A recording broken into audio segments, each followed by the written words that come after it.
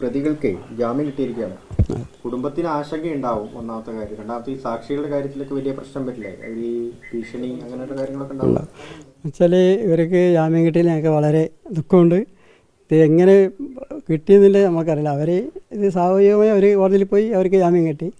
അതുകൊണ്ട് ഇത് നമ്മൾക്കൊരു ഭീഷണിയാണ്, ഈ കുടുംബത്തിനൊക്കെ ഒരു ഭീഷണി. ഇവരൊക്കെ ഒരു ഗുണ്ടാ ലിസ്റ്റിൽപ്പെട്ട അതേ ഈ കൊല ചെയ്ത പോലെ തന്നെ ഇവരും ഗുണ്ടാ ലിസ്റ്റിൽപ്പെട്ട നേതാക്കന്മാരാണ്. ഇവർ എന്ത് ചെയ്യാനും മടിക്കൂല. ഈ ജാമ്യത്തിൽ ഇറങ്ങി വന്ന് ഇന്ന ഏത് കുടുംബക്കാരെ എതിരെ ഇവർ കുതിര കയറുമെന്ന് നമുക്കറിയില്ല.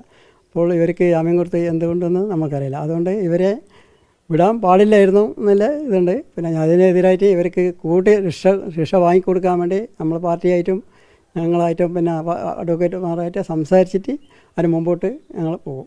അപ്പം ഈ കുടുംബത്തിന് സുരക്ഷ ഏർപ്പെടുത്തുക, സാക്ഷികൾക്ക് സുരക്ഷ ഏർപ്പെടുത്തുക, അങ്ങനെയുള്ള കാര്യങ്ങളൊക്കെ ഉണ്ടല്ലോ. അതെ, പ്രതികൾക്ക് ശിക്ഷാവിധി വന്ന സമയത്ത് പ്രതികളുടെ വീടിനൊക്കെ പോലീസിന്റെ കനത്ത സുരക്ഷയായിരുന്നു ഉണ്ടായിരുന്നു. പ്രതികൾ പുറത്തിറങ്ങുമ്പോൾ ഒരു ഭയാനകമായ സാഹചര്യമല്ലേ?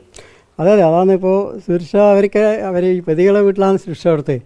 അവരെല്ലാ വീട്ടിലും പോലീസുകാർ 5-10 പോലീസുകാരെ നിർത്തിക്കൊണ്ടാണ് ഇവർ പാർട്ടി മുമ്പോട്ട് പോയത്. എന്നുവെച്ചാൽ അത് മുമ്പ് ഈ കൊല ഞങ്ങളെ കുട്ടികളെ കൊല ചെയ്തിട്ടും അവർക്കാണ് സുരക്ഷ എല്ലാം കൊടുത്തിട്ടുണ്ടായിരുന്നു. നമ്മൾക്ക് ആർക്കും ഗവൺമെൻറ്റിൽ നിന്നൊരു പിന്തുണ നമുക്ക് കിട്ടിയില്ല. നമുക്കെതിരായിട്ടാണ് ഇവർ വാദവതിയായിട്ട് പോയത്.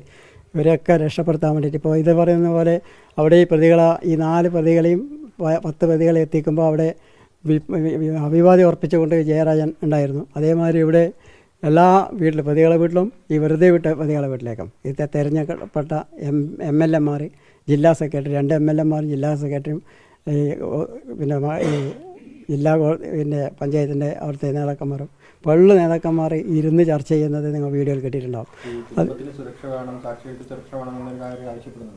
ഇല്ല, അതൊന്നും ആവശ്യപ്പെടുന്നില്ല. നമുക്ക് അങ്ങനത്തെ ഒരു സുരക്ഷ വേണമെന്നുള്ളൊരു ഇതില്ല. അങ്ങനെ ഇവരെ പേടിച്ചിട്ട് നമ്മൾ ജീവിക്കാൻ വേണ്ടി പോകുന്നില്ല.